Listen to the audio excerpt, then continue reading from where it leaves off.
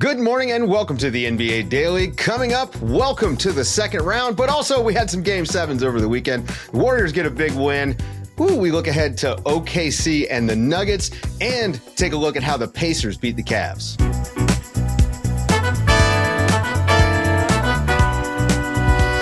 Good morning, everybody. Good morning, S. We are in the second round. Woo! I am excited, man. What a great time for playoff basketball. My goodness. Yeah, we managed to get a couple of Game 7s. I would say the two most compelling series. Hey, wound up going 7. Yeah. Nuggets get the big win over the Clippers. Where James Harden, man.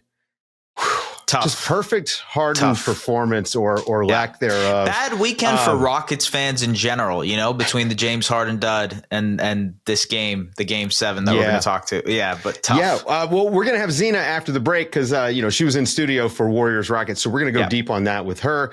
But, man, before we go there, early game on Sunday was Game 1 of round 2 between the Cavs and the Pacers. And, look, if you've been – listen to this show all year, we were high on the Cavs. I mean, they had multiple double-digit win streaks. I mean, this was the best team in the East, but they had a few flaws. And I, like you, S, I felt like the Pacers kind of matched up very well. They're big, they're athletic, they can score. Yeah. And in Game 1, look, they pick up the win, 121-112, and it was kind of all the things that we talked about. Now, a little bit of this, the Cavaliers didn't have Darius Garland, and it showed, especially early on.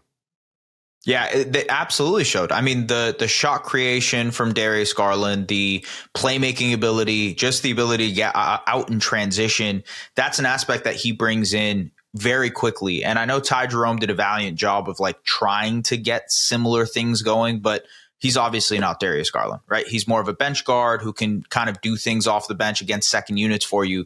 Garland is a guy who we've talked about on the podcast, incredible fourth quarter performer, probably should have been in the clutch player of the year conversation. The way that he's able to elevate them offensively as a guy who, all right, Mitchell is getting downhill. He's driving the ball. They're getting the defense in rotation. And now Garland has a wide open shot or a wide open lane that he can attack. So that's why they were missing Darius Garland. And look, the Cavs Sam Merrill in the starting lineup for Darius Garland, in my opinion, I think that was a little bit of a mistake. I think you want to go playmaker. I would have maybe just gone Ty Jerome. I know it messes up the rest of your rotations, but you're adding shooting, but it's not someone that they're worried about making a play, right? Yeah, and I think for Cleveland, it was missing for them. And on the other end for the Pacers, they just had a lot of guys out there making plays, whether it was Halliburton, Nembhard hitting big shot after big shot the entire game. And Pascal Siakam, they just right off the bat had more guys who could stir the drink. Yeah, we got to start talking about Andrew Nembhard as one of the best playoff risers in the NBA. Absolutely. From last season, the way that he uplifted the Pacers defensively and the shot making to get them to the Eastern Conference Finals. And now he's doing it again. And I thought he was masterful at bailing out the Pacers offense when they weren't able to get a good look. It was all right, cool, Nembhard, go ahead, get us a shot. And he hit 5 threes, 2 of which were in that fourth quarter, and they were massive shots. Cavs were fighting back, and he answered. And also, the other aspect to this is his defense, the pickup points. He's pressuring the ball. The Pacers did an incredible job of forcing Cleveland to start their possessions with 16 seconds on the clock or 15 or 14 seconds on the clock. And Nembhard is a big, big part of that. I will say, the Cavs also shot 25% from 3. That's not going to happen all the time, right? Yeah. So this was a game that Indiana had to win just because of the offensive performance that Cleveland was kind of giving up today too. Yeah. And when you glance at the box score after you watch the game, because sometimes I'll watch a game with the box score, sometimes I'll wait. The one that jumps out to me is Aaron Nesmith only played 25 minutes. Right. But I swear every second he was in the game, but I felt him every second, whether he was grabbing a rebound, making a defensive play. He had one series where he shot, an awful brick from the corner, and then he stays with the play, chases down Donovan Mitchell at the other end, right? And winds up with a rebound. It just, that sort of effort and the size that that the Pacers are able to throw at Donovan Mitchell, and I would say Darius Garland, but we haven't seen it yet. But to throw at the smaller guards for Cleveland, I think it bothered them a little bit, and it made them a little bit slow going. They couldn't really get fired. Yeah, I agree with you. Like Nesmith and Nembhard both are those guys for them. It's like we're gonna be just feisty as heck on the point of attack. And I want to shout out Halliburton's defense in that fourth quarter. The Cavs said, all right, we need to start a run. Let's start hunting Tyrese Halliburton. 3 possessions in a row. Halliburton got a stop. He actually got a couple of blocks in this game too. And he was able to fuel. He was just awesome. He can do it. He just doesn't. I know, man. This is and why he's he could be big, such right? He's big. He can do that. Yeah. And he saves it for the other end. And the thing is, like, when you watch a game like this and you look at him on the offensive end, you say, oh, well, by all means, save it. I mean, 22 points, had 13 assists. You know, on the broadcast, they were talking about how he reminded him of John Stockton because he has he understands rhythm to the game. Right. It is true, though. Like, he does get guys in rhythm, and you can almost see where he's like, hey, you haven't had a touch in a while. Again, Nesmith makes a good defensive play. Halliburton probably has a bucket if he continues to drive. He finds Nesmith for the wing 3. And even that kind of stuff, like, this is the sort of next level thing for point guards is, okay, I need to keep these guys engaged. And part of that is when they make a big defensive play, you try to find them on the other end. Now, usually the basketball gods take care of that, right? Like the ball will find a guy. Yeah. But Halliburton, I mean, I thought he was excellent in the game as just the guy who kept everyone involved at all times. Yeah, your era had John Stockton. My era had Steve Nash. But the difference between Halliburton and both those guys is Halliburton is 5 inches taller than both of them, right? So he can see over top of the defense. He's able to make plays in transition because of the fact that he's 6'7". And that makes it, I mean, look, he had 1 turnover tonight. He's one of the least turnover-prone players in the NBA. And to get you 13 assists by just turning the ball over 1 single time. That's absurd, especially against the Cavs defense. So if he has this type of series, it's looking like Indy, and especially we'll see what happens with Darius Garland, right? The toe thing, the broadcast even reported it that it's a serious concern for the Cavs. And if this was the regular season, second round, if this was the regular season, he would have missed weeks apparently. So obviously a concern. We'll see what happens. But if Halliburton is giving them this, looks like favor Indiana. Yeah. Yeah. And by the way, more of a Mark Price guy than a John Stockton. Fair enough. Yeah. But more into splitting the pick and roll than passing it off. Let's talk a little bit. Look, Nuggets, Clippers. There's not a lot to say about that game, to be honest with you, because the Clippers just came out and it was a dud for them. The Nuggets get a big win, but also, a couple of games ago, we were all preparing our obituaries for the Nuggets, and now they've just bounced back in a way. Like, they looked like the better team by the end of the series with the Clippers. Let's look ahead. Our BetMGM pick of the day. We're going to look ahead to tomorrow's game 1. Oklahoma City against the Denver Nuggets is in Oklahoma. We're going to have Andrew Schlecht on the show tomorrow, of course, after the game to talk about it. Look, how do you feel about this? Look, 7 games for the Nuggets. They looked tired at times in the series, like late 3rd, early 4th. They're not a deep team. Yep. And Oklahoma City's been sitting at home. I mean, I don't know what these guys did. They have a Madden tournament all week? Like, how are they staying engaged? They've been throwing birthday parties. That's actually something that they've been doing. They've been throwing birthday parties because they have so much time on their hands. I think I saw a stat where OKC's starting lineup has played in 6 games in April, including the 4 playoff games. That's just absurd to think about. That's a great job. That is a great, great job to be able to play 6 times in an entire month, right?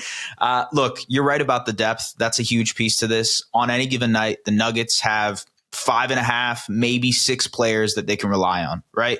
Russell Westbrook was huge in that game 7 against the Clippers. Right. He was huge in game 1. They will need him to be that for every single game. That's just the type of player. And obviously Russ versus OKC, the storyline there. We're on the Russ revenge tour. I mean, what if this just goes all the way, and we get maybe Warriors and Nuggets in the next series? The Russ revenge tour, but they're not going to guard Russ. I mean, it's going to be very similar to the way the Clippers approached it. Absolutely. But the thing about Russ, and Russ being a little bit more self-aware version of himself in the interviews, I think is very funny. Like, he is going to make plays. And I think he won games for the Nuggets already in the playoffs. Absolutely.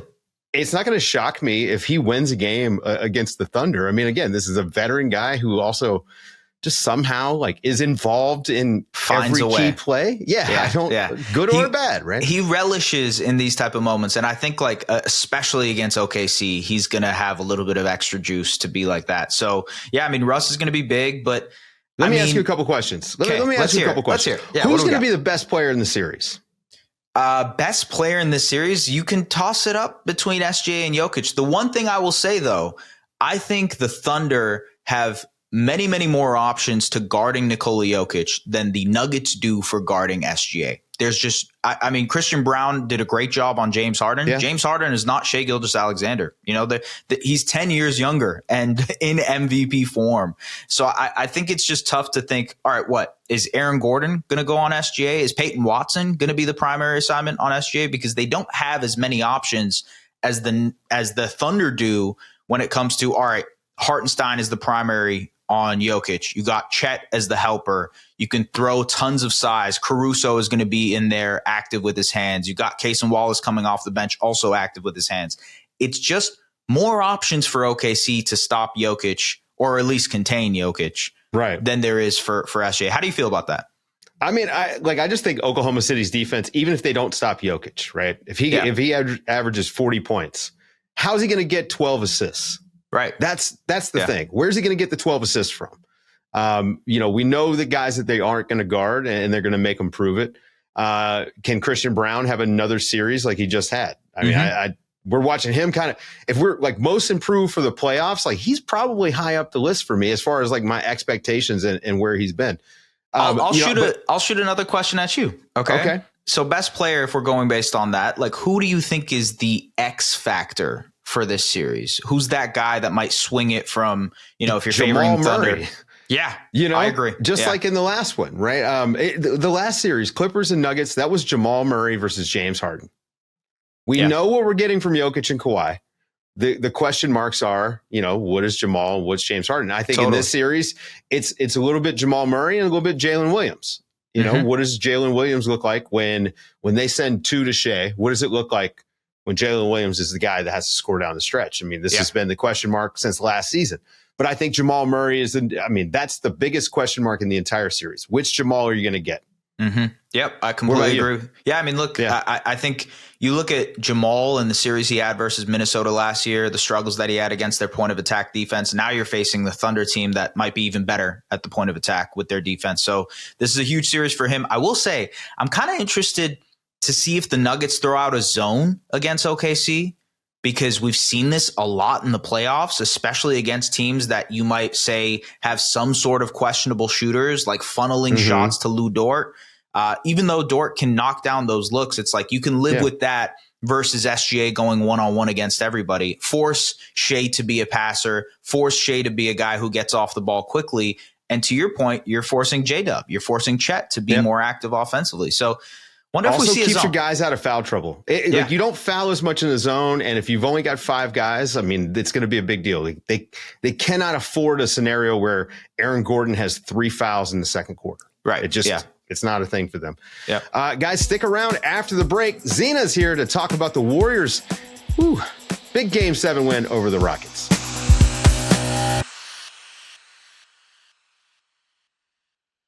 The Warriors pick up a win over the Houston Rockets in Game 7. Zena Keita, you were in studio for the game, totally locked in. Let me tell you, Buddy Hield was an experience at home on TV. How was it in studio watching him cook? It was unreal. It's so funny you say experience. We always talk about the Russell Westbrook experience. And I feel like an underrated experience is the Buddy Hield experience. Because we know him over the course of his career to be a streaky shooter, but we also know him to be similar to Russell Westbrook, someone that puts the work in. And so there is this consistent trust that regardless of what program he ends up in, coaches consistently find opportunities for him to shine. And tonight, starting Buddy Hield after he went 0 points in Game 6, went 2 of 6 from the field in Game 5. That was some serious trust that Steve Kerr had for him to start tonight, and it paid off. Buddy Hield experience. It was awesome. I love the fact that obviously maybe Gary Payton not playing in this game might have actually helped, because Buddy was massive. Oh, that's a good point. And this was like, you got Buddy for the first half, you got Steph and Jimmy for the second half. It kind of allowed them to get their rhythm in this game, just because Steph and Jimmy were able to dominate. What did you think about the Warriors zone against Houston in this series? I thought it was hilariously tactful that the thing that had disrupted the Warriors all series long, that they could not figure out how to penetrate and blow up. They finally blow it up with Buddy Hield's 3-point shot. And then Houston doesn't know what it is. They're like, wait, we run this, but we don't know how to break this ourselves. How do we penetrate the zone? How do we pass into the pipe, like the post? Like they don't know what to do. And so, it was fascinating. It was really cool to see just how well the veterans on the Warriors were able to rotate in this zone, because that was really what the key was. The last few games, you kept seeing the Warriors look old, look tired, not hustling to the 50 balls, etc. And then tonight they put on a masterclass of, we know how to move efficiently. You saw crazy backline rotations of Draymond Green disrupting interior post passing because he was rotating in right at the time. Masterclass Draymond. Right? It was a masterclass of Draymond being able to rotate. You saw the amazing communication, people switching off on the perimeter. Again, in the half court, conserving the energy of these vets that played 40-plus minute games. And that zone, Houston didn't know what to do with it. Yeah, there was no reason. The Warriors could have run the zone the entire time. You know, the entire Rockets, series, especially honestly. in Game 7, the Rockets didn't want to shoot. There was exactly one player for the Rockets that just showed no fear, and it was Amen Thompson. And he kind of just would start these runs on his own. I do want to talk about the way that they guarded Steph. I mean, in the series overall, I mean, I think that they did a pretty good job of just making him work. But in Game 7, you want to talk about a masterclass. It was a Steph Curry masterclass. You know, and he only scored 8 points or something through like the first 3 quarters, and then he kind of goes off. And you know, he's being face guarded by every single player, you know, for the Rockets. It felt like, and he was hitting some ridiculous stuff. He got this layup that just felt like he was forcing. He's like, I just need to see the ball go through the basket. On nights like that, right? Like, and then you couple that with Jimmy Butler coming up. I mean, it's 6-0 run, personal 6-0 run in the fourth quarter to really seal the deal. Thinking ahead, okay, we're moving on past the Rockets. Good night, sayonara. We're looking at the Minnesota Timberwolves and the Warriors now. I mean, what do you think that the Timberwolves are going to throw out against Steph in the playoffs? Ooh. It's funny that you said we're moving past the Rockets, because it's the same sort of familial series that's about to happen, where these storylines are running through for a decade. The Warriors have terrorized Houston, and now this is an opportunity for them to go to Minnesota that hasn't been directly terrorized in the same way, but feel the same like vicious need to take them down. You're thinking about Rudy Gobert. You're thinking about Ant Edwards wanting to be the Kingslayer. But in regards to what they're going to throw at them, you're going to see very similar things like Houston threw at them. You're going to see a dominant defender like and Amen Thompson and Jaden McDaniels. I anticipate Jaden McDaniels being the forward person on Steph Curry, if not Ant Edwards, because both of them they want that assignment. They want that ability to shut down a big time scorer like Steph Curry, and also to be the person that is dismantling everything that the Warriors want to do offensively, which we know starts with Steph Curry. But anticipate the same level of throwing two at them. The thing about the Minnesota Timberwolves that will be just a little bit different than Houston Rockets that also threw two at Steph is that they have veterans on those rotations, right? So when you throw two, if you throw a Jaden and an Ant, or a Jaden and Nickeil Alexander-Walker, you've got a Julius Randle on the backside. You've got a Naz Reid on the backside. You've got a Dante DiVincenzo on the backside, right? You've got some really smart defenders that can pick off those passes and things of that sort. So I really feel as if it's going to be a very similar look. The execution is where it's going to be a little bit different. Let me ask you, S. You worried that the Warriors are too small? Again, like we saw in moments, right? Steven Adams had a dominant series. Alperen Sengun had a pretty good Game 7. I mean, if you don't look at the shot selection. Or the defense. The defense, but, you know, Gobert had a massive, obviously, closing game against the Lakers, and a better series than maybe the numbers let on, because defensively, I do think he was super important. Like, are you worried the Warriors are too small? I think the size will be an issue. How big of an issue it is probably going to be dependent on how big of a series Rudy Gobert is going to have. Also, the Julius Randle equation to this all. Randle was awesome against the Lakers. Is he going to be awesome against the Warriors? Are they going to throw Draymond at him? Like, that's the guy I would imagine is what you're throwing at him. But generally, it's like, all right, you'd rather have Draymond be against Rudy so he can camp around and roam around and do what he usually does. So that's the question with the size. I will say the difference between Rockets and Wolves to me is the fact that you have someone as a number one scoring option in Minnesota. That was something that Houston was desperately trying to find throughout this series. They didn't have that guy. Minnesota has that guy in Anthony Edwards. You can't throw out a zone against Minnesota. They're one of the best 3-point shooting teams in the league, even though they didn't show it in their Lakers series. And I think that's the conundrum, right, for Golden State. It's all right. How are you going to survive offensively and lock down these guys, right? Zena, who's guarding Anthony Edwards? Oof. Yeah. Are they going to start Moses Moody again? I was going to say it might be Moses. I would say it's probably going to be Moses, mainly because you just don't want to tire out a Jimmy.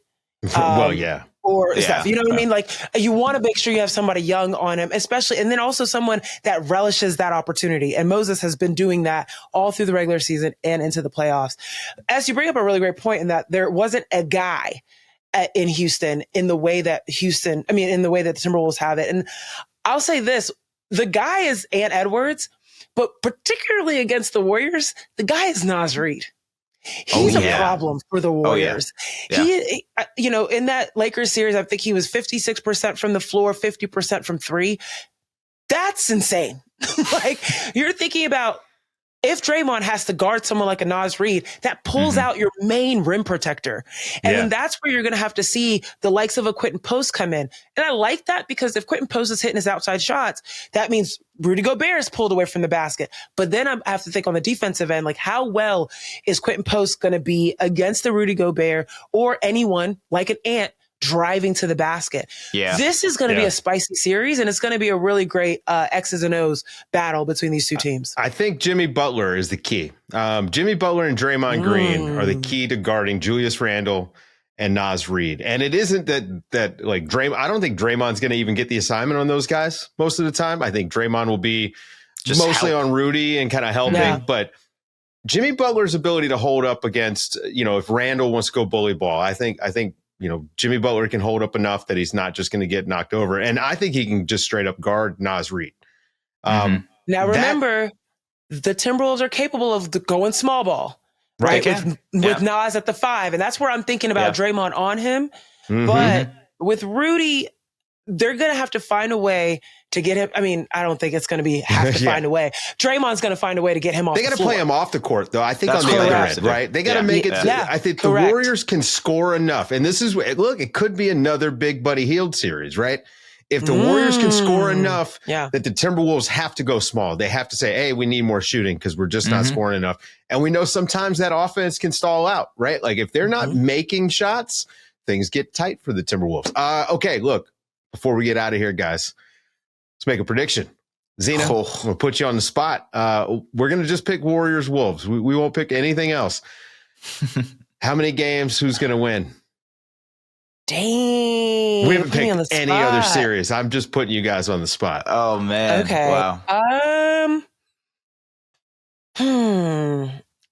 It's a tough pick. It's honestly a tough pick. Yeah. Only because the Warriors just went through this incredible battle with the Rockets, but they also pulled it out.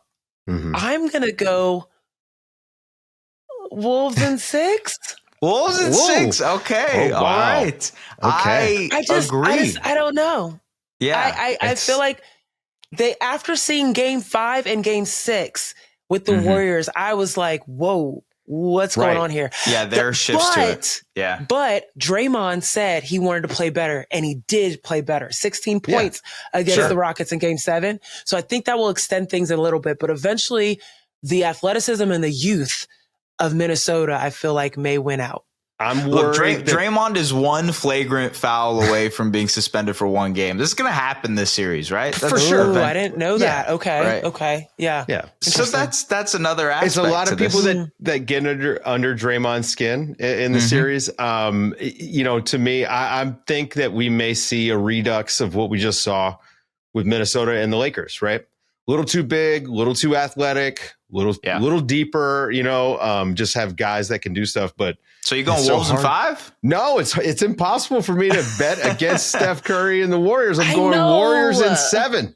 Wow. Okay. I'm sticking. Zena, stay strong. I'm sticking with Wolves. I got the Wolves. I know in it's 6. really hard for me to bet against Steph too. That's why it felt like I was pulling out my hair saying that. But we'll see. Let us know if you're watching on YouTube. Let us know in the comments who's going to win the series. If you're listening to this podcast, wherever you listen to it, go leave us a 5-star review. We're working hard and it's fun. That's going to do it for the show, folks. For Zena Keita, thanks for hanging out late. Es Baraheni, I'm Dave DuFour, and this has been the NBA Daily. Thanks for waking up with us.